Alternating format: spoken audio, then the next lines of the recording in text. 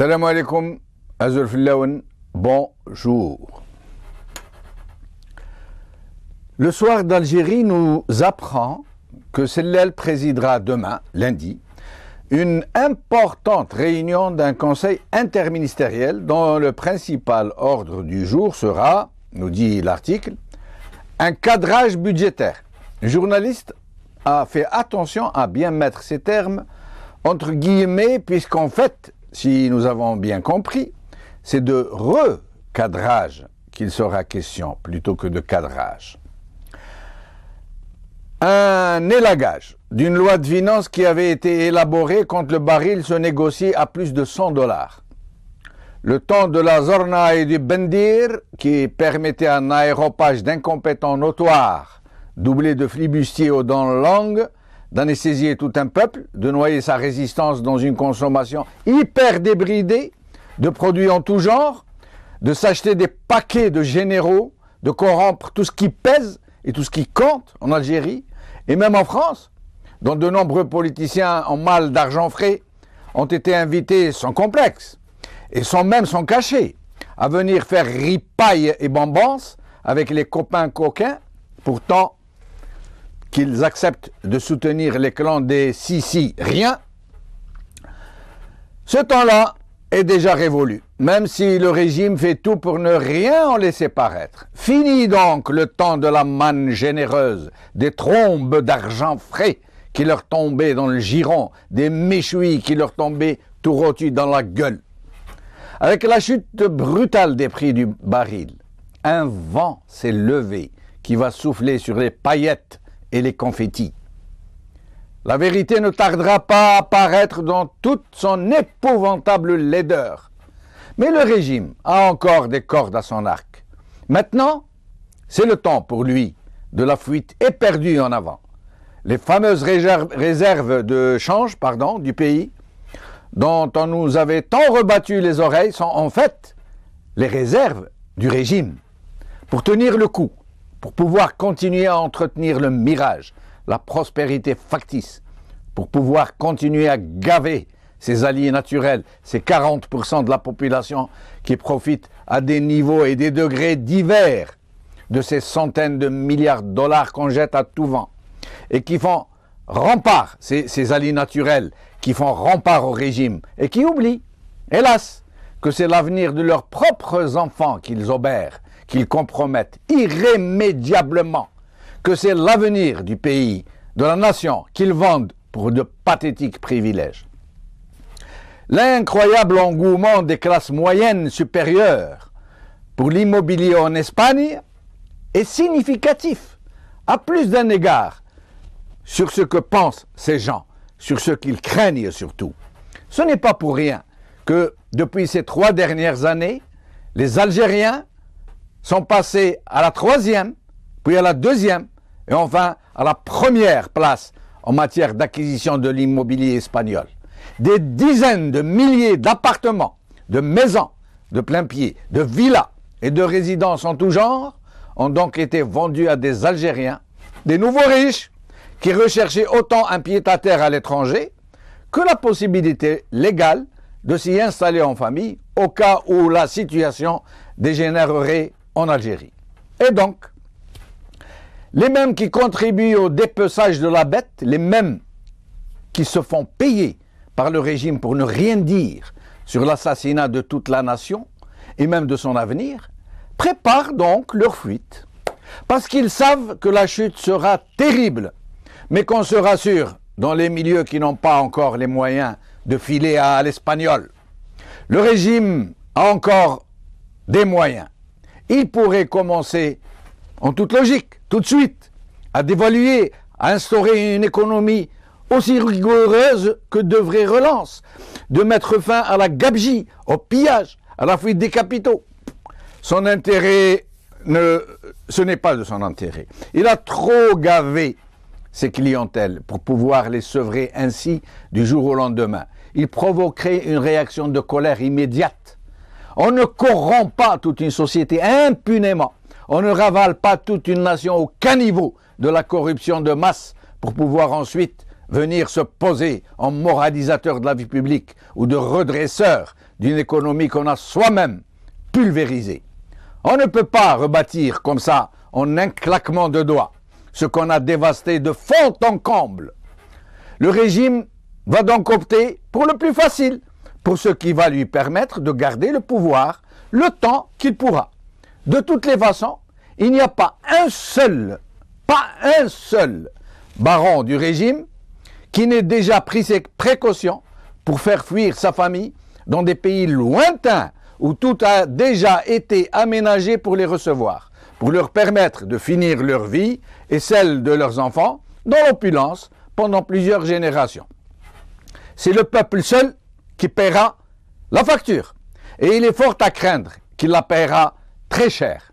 Pour le moment, les réserves de change vont permettre de continuer à faire chanter la cigale dans un pays qui affirme réaliser des taux de croissance honorables, où de fiefs pillards se disent capitaines d'industrie, où des baggaras s'arrogent des charges de politiciens et de grands élus, où ce n'est pas le président de la République qui signe ses propres décrets, pour vous dire, et tant ira la cruche à l'eau.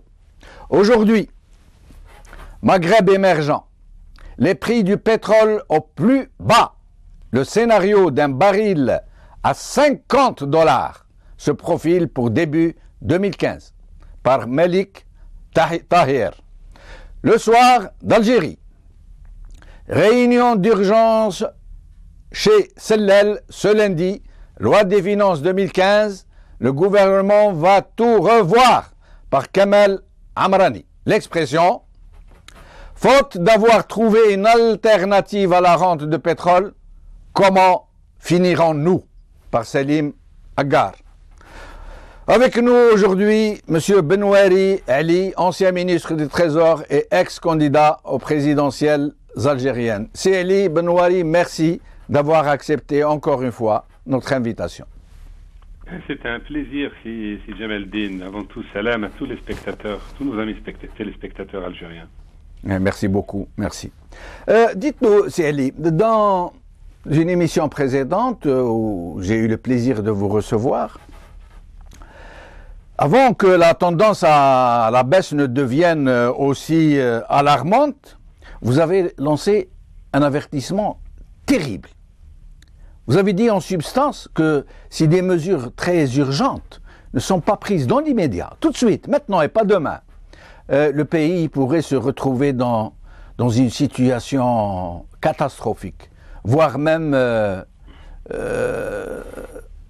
voir planer sur lui une menace de famine. Vous avez prononcé le mot. Et aujourd'hui, qu'est-ce que vous pourriez nous dire sur la situation, maintenant qu'elle a évolué comme vous l'aviez prédit? Oui, si Jamel-Din, en mon âme et conscience, les propos que j'ai tenus, je ne les ai pas tenus pour faire plaisir à telle ou telle chapelle, ni pour me faire plaisir à moi-même. Les propos que j'ai tenus sont des propos qui résultent d'une prise de conscience peut-être plus exacerbée chez moi que chez la plupart de nos concitoyens. Dans les années 70, j'ai géré les réserves de change. J'ai coté le dinar. J'ai participé comme secrétaire général du comité des emprunts. Tous les emprunts algériens sont passés entre mes mains. Je sais combien il est difficile d'affronter les marchés financiers. Ils sont impitoyables. Dans les années 80, je suis rentré en octobre 88, au moment où la situation était dramatique parce que le prix du pétrole avait baissé en 86 et les Algériens disaient, contrairement au monde entier, nous sommes à l'abri. Ça ne vous rappelle pas la situation actuelle? Oui. Pourtant, les observateurs, déjà à l'époque, disaient, on ne peut pas, quand on est dépendant d'une seule ressource, qui est le pétrole et le gaz, on ne peut pas être à l'abri, puisqu'il suffit que le prix du pétrole baisse durablement et nous nous retrouverons dans une situation encore plus dramatique que ceux qui produisent autre chose que le pétrole. Il s'en est suivi, évidemment, les événements d'octobre 88, leur corollaire, c'est-à-dire les réformes qui ont été décidées parce que le régime était contraint de les adopter. Hélas, le régime n'adopte de réformes que quand il est contraint dans une situation financière de crise dramatique. Aujourd'hui, la situation ressemble étrangement à la situation des années 80, de 86 à 84. Je rappelle que nous avons signé un accord de rééchelonnement avec le FMI, dit d'ajustement structurel, où nous avons dû payer cash les erreurs des années 80, c'est-à-dire où nous consommions tout ce que nous exportions, au détriment de la production.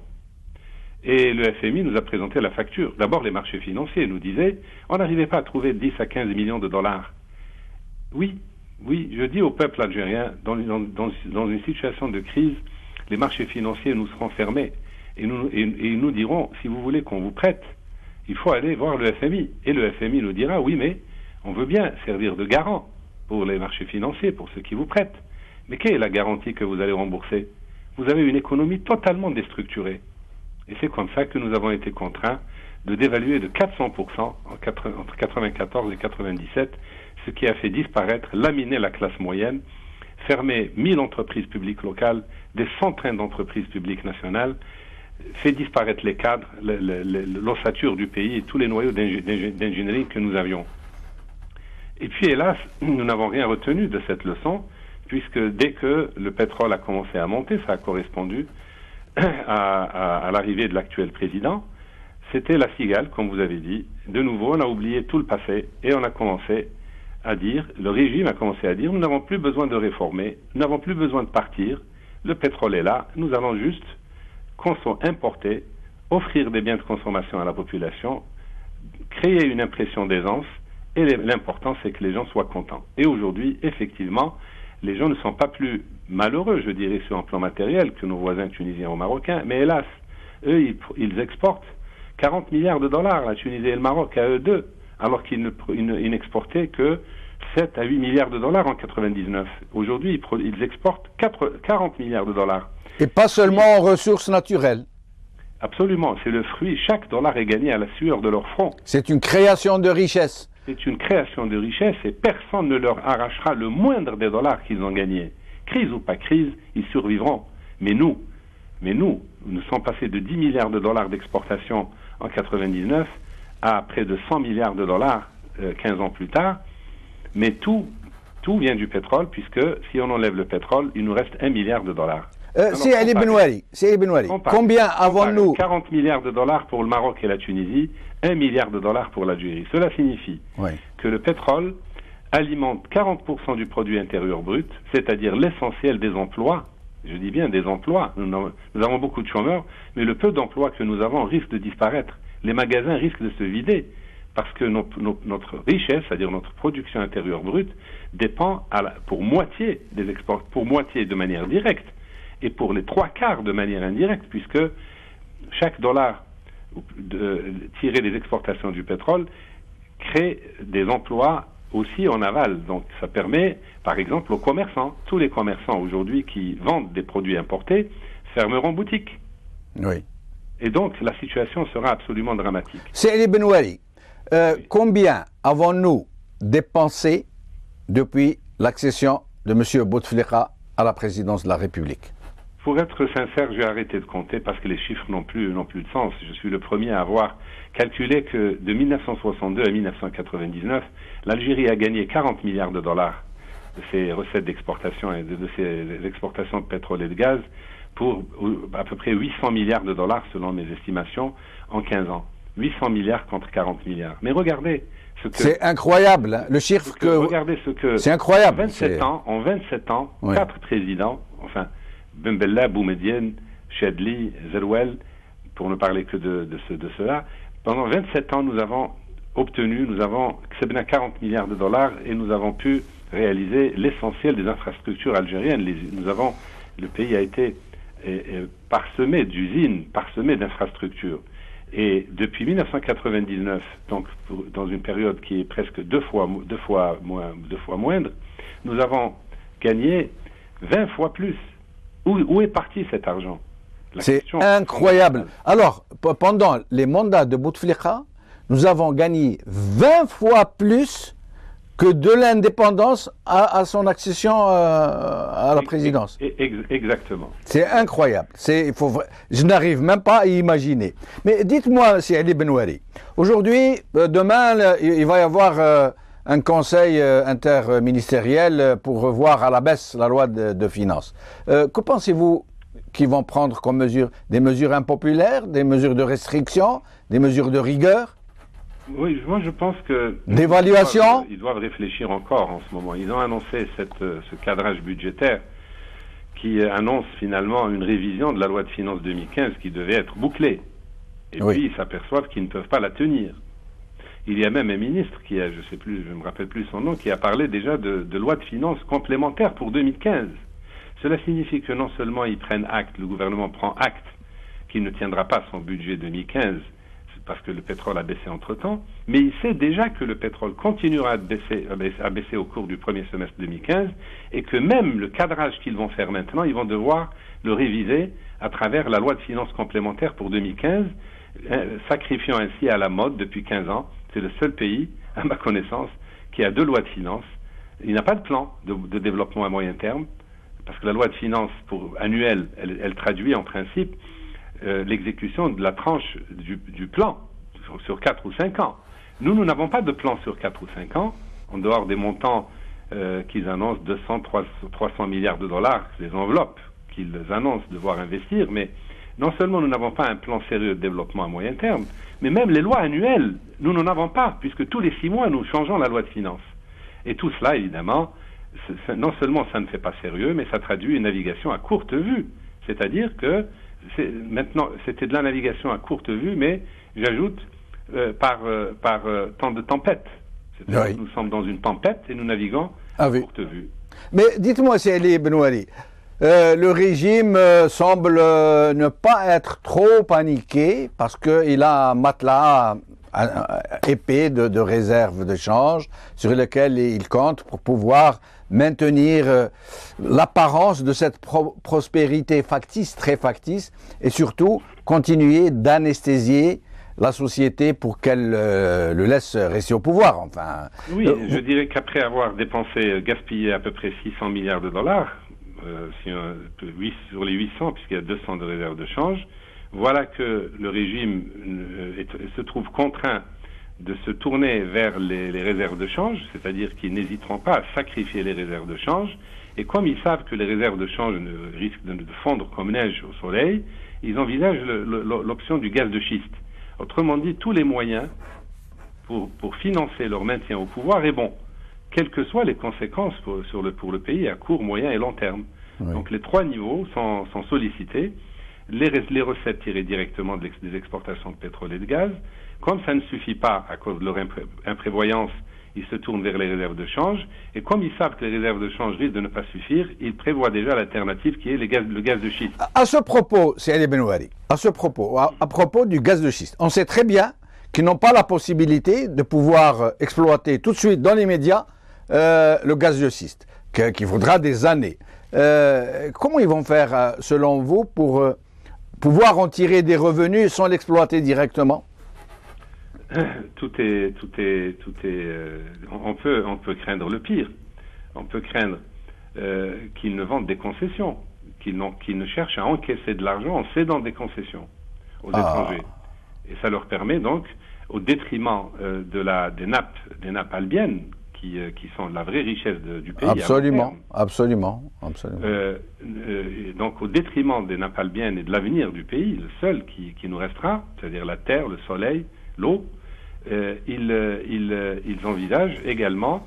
mais tout ça, c'est l'argent des générations futures, n'est-ce pas? Les 800 milliards appartenaient aussi aux générations futures. Oui. Directement à travers les investissements qu'ils n'ont pas faits, indirectement à travers un fonds souverain qu'ils ont refusé de mettre en place, comme la Norvège. La Norvège a 800 milliards de dollars dans son fonds souverain, auquel ils ne touchent pas. C'est constitutionnel, c'est sacré. Personne ne touche aux 800 milliards de dollars du fonds souverain norvégien, qui est d'ailleurs en augmentation constante, puisque chaque année, on dit, sur le montant exporté, une fraction viendra chaque année constitutionnellement alimenter le fonds souverain. Donc nous, on n'a pas créé de fonds souverain.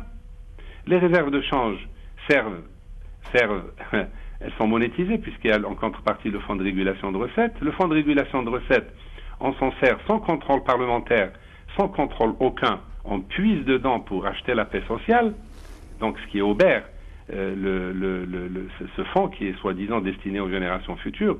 Il faut dire que les réserves de change sont la contrepartie plus ou moins la contrepartie du fonds de régulation de recettes. Parce que chaque fois qu'on puise dans le fonds de régulation de recettes pour boucler les lois de finances, ça se traduit immédiatement par des importations supplémentaires, puisqu'on ne produit presque rien. Donc toute augmentation du pouvoir d'achat se traduit par une augmentation des importations et donc une diminution des réserves de change. Et une fois donc qu'on a épuisé les réserves de change, on se tourne vers l'autre ressource des générations futures qui sont les gaz de schiste, mais pas les gaz de schiste en eux-mêmes. Je parle moi de l'eau, des nappes albiennes. Qu'il y ait un débat. Chiche, Célie, vous savez ce que vous me faites penser, c'est terrible hein, ce que vous êtes en train de dire. J'aimerais que nos téléspectateurs l'écoutent comme je suis en train de l'écouter, le comprennent. Vous êtes en train de nous dire, on a pris 800 milliards de dollars qui étaient dans le sous-sol, dans notre sous-sol, qui appartiennent aux générations futures. On les a sortis du sous-sol. Oui. On les a achetés en bazar chinois. On les a distribués aux copains, même aux coquins de l'autre côté de la Méditerranée pour qu'ils ferment l'œil. On est en train de penser au gaz de schiste et comme on ne peut pas l'exploiter tout de suite, il se pourrait qu'on vende des concessions à des gens dont ça va devenir la propriété. Et qu'est-ce qu'ils vont faire eux comme ce n'est pas leur sous-sol? Et qu'il ne faut pas oublier que en dessous, il y a l'une des plus grandes mers intérieures du monde. On a le bien, d'ailleurs, qui ne nous appartient pas à nous seuls, qui appartient aussi à nos voisins. C'est une immense réserve d'eau douce en eau profonde, on a le bien, qui, fatalement, s'il y a exploitation des gaz de schiste, sera polluée. Parce qu'il y aura infiltration, et comme il n'y a pas d'oued, il n'y a pas de fleuve au Sahara, donc il n'y aura pas de possibilité d'évacuer les eaux usées. Les eaux usées, donc, iront vers l'Albien, qu'elles compromettront définitivement, ce ne sera plus de l'eau propre à la consommation. Et enfin, les réserves de change, ces réserves de change qui sont à l'abri, qui auraient dû, comme vous le dites si bien, aussi appartenir aux générations futures, ou servir du moins à une relance économique, ils vont s'en servir pour gagner du temps. Je vous interromps de peur d'oublier un détail. Oui. Je n'ai jamais compris pourquoi l'Algérie a refusé d'investir dans un fonds souverain. Maintenant, nous comprenons pourquoi. Ils souhaitaient que les réserves de change soient immédiatement disponibles au cas où. Voilà. Très bien, merci pour cette précision. Donc, il ne voulait pas investir dans un fonds souverain pour pouvoir en disposer au cas où la manne habituelle s'achèterait, ce qui est le cas aujourd'hui.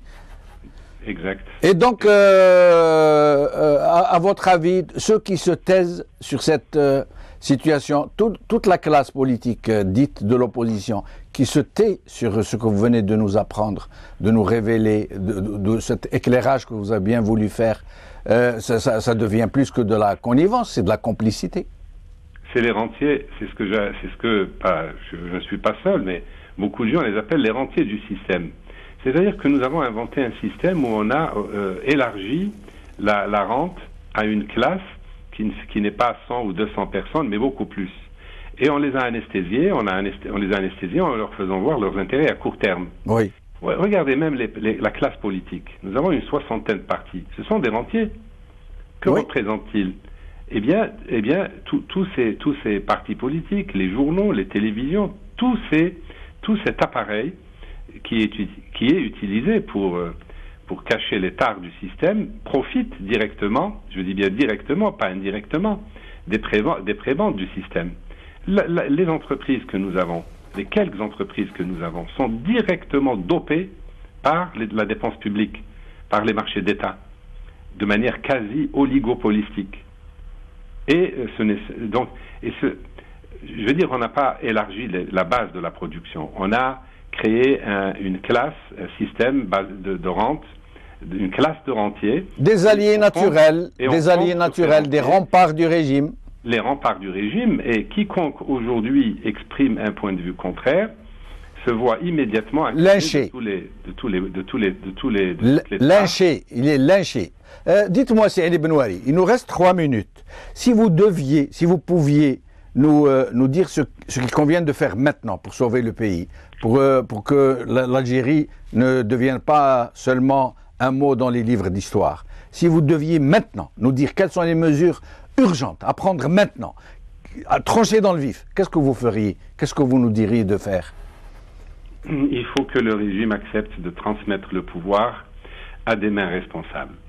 Il faut que le régime, dans un sursaut d'intérêt, je dirais même pas dans un sursaut patriotique, je crois qu'ils ne savent pas ce que c'est. Je crois qu'ils doivent se rendre compte que leur intérêt personnel, leur intérêt propre, comme l'intérêt du pays, nécessite qu'ils partent et qu'ils transmettent le pouvoir à travers je ne sais pas à travers quel mécanisme, et qu'il faut qu'ils partent. Parce que tant qu'ils restent, je ne me fais aucune illusion, ils continueront à saccager le pays, à saccager les ressources du pays. Ils n'ont pas le choix. Ils n'ont pas le choix. Vous allez voir dans les mois qui viennent, regardez bien, suivez bien le niveau du dinar. Vous allez voir que le dinar va petit à petit dévaluer, glisser, c'est-à-dire par une manipulation subtile de la Banque centrale. On profitera de toute hausse de l'euro sur les marchés contre le dollar pour dévaluer le dinar en disant c'est pas le dinar qui a dévalué, c'est l'euro qui est monté. Ce qui est impossible aujourd'hui à faire admettre étant donné que l'euro baisse contre toutes les monnaies. Vous allez voir que dès qu'on se remet à emprunter sur les marchés financiers, on nous renverra au FMI et à la nécessité de dévaluer. Or, toute dévaluation, parce que la seule chose pour pouvoir corriger ces excès de pouvoir d'achat qui ont été distribués dans l'achat de paix sociale, il faut corriger ce pouvoir d'achat global. Hélas, on ne pourra pas faire l'économie de cette correction. Elle viendra de manière volontaire ou imposée, mais elle viendra. Sinon, il n'y a pas d'autre solution parce que les importations continueront d'augmenter parce que l'État aura peur d'arrêter les subventions, parce qu'il aura peur des émeutes et qu'il continuera, c'est ça le sens du cadrage, ils vont voir comment on peut rogner sur des dépenses d'investissement pour maintenir le niveau de consommation. Donc aussi, c'est une question qu'il faut avoir à l'œil. Ce seront les investissements qui vont faire l'objet de cadrage. Parce que maintenir le niveau de subvention et de consommation est quelque chose qui est consubstantiel au pouvoir. Parce que sinon c'est sa légitimité économique, je dirais, qui disparaît. Et donc, soit une dévaluation rampante, soit une dévaluation imposée si les choses continuent, je ne vois pas d'autres solutions. Mais sinon, tout ça pour dire que la solution ne peut être que politique. Et politique, ça veut dire qu'il faut que le système parte. Et les 60 partis qui créent l'illusion que nous sommes dans une démocratie. Et aussi tous ceux qui vivent de la rente, ces faux journaux libres indépendants, ces fausses télévisions libres faussement indépendantes. Il faut que c'est tout ça, l'appareil d'État, il y a le pouvoir d'État, mais le pouvoir d'État s'appuie sur un appareil d'État.